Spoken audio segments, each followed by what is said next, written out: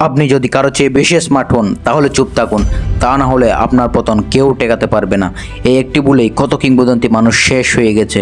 আপনি হবেন না তো তাদের মধ্যে একজন?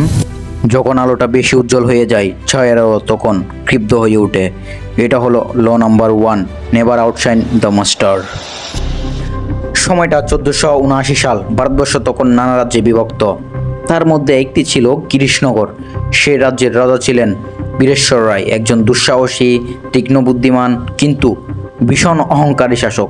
তার দরবারে আসত জ্ঞানী গুণী যোদ্ধা, কিন্তু কেউ রাজাকে ছাপিয়ে যেতে সাহস করতো না। একদিন রাজসভায় আগমন ঘটে আদিত্য সেন নামের এক তরুণ পণ্ডিতের।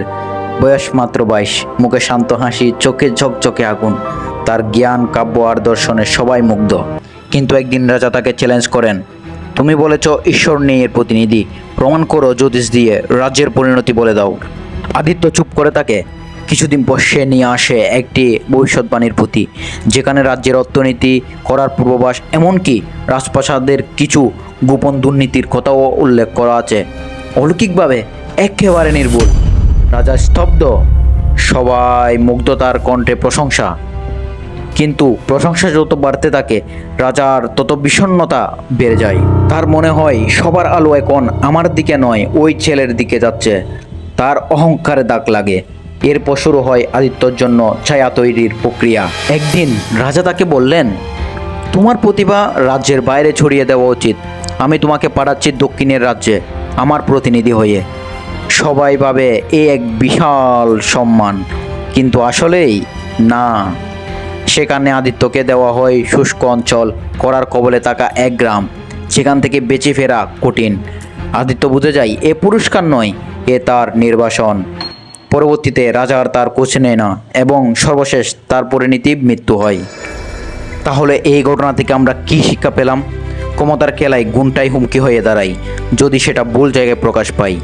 তুমি যত বড়ই হও, যত বেশি জ্ঞানী হও, তোমার উপর যে আছে তাকে কখনোই ছাপিয়ে যেও না। তাকে নিরাপদ অনুভব করাও, তাকে বুঝাও তুমি তার ছায়ায় এই আলো ছায়া খেলছো। যদি না পারো, তবে যতটা তুমি জ্বলবে ততটাই দ্রুত তোমাকে নিভিয়ে দেওয়া হবে। এবং এটাই পাওয়ারের ল নাম্বার 1, নেভার ওভারশাইন দ্য মাস্টার। শিখে নাও, তাহলে তুমি খেলোয়াড় হবে। না শিখলে শুধুই শিকার। তোমার চারিপাশে এমন কেউ আছে কি যাকে তুমি অজান্তেই চাপিয়ে যাচ্ছ? সাবধান হও। কমেন্টে লিখে জানাও, তুমি কি এই ল মেনেই চলো নাকি ভেঙে ফেলেছো কখনো? ওয়েট, সর্বশেষ একটি গুরুত্বপূর্ণ কথা। আমি আপনার মতো জ্ঞানী মানুষদের জন্য, যে জীবনে কিছু করার ক্ষমতা রাখে, তার জন্য 48 অফ লস এর ভিডিও সিরিজ শুরু করেছি, যেখানে শূন্য থেকে অ্যাডভান্স পর্যন্ত পাওয়ারের 48টি লকে ভেঙে ভেঙে সাবলীল ভাষায় আপনাকে বোঝাবো। এই পাওয়ারের 48টি ল সম্পর্কে সম্পূর্ণ জ্ঞান অর্জন করতে এবং সমাজে, পরিবারে ও জীবনের প্রতিটি ক্ষেত্রে জয়ী হতে চাইলে আমার সাথে থাকুন। আমি কথা দিচ্ছি আপনি জীবনে সাকসেসফুল হবেনই। আর ভিডিও ভালো লাগলে অবশ্যই সাবস্ক্রাইব করবেন যাতে আমি হারিয়ে না যাই। Take love and like this video.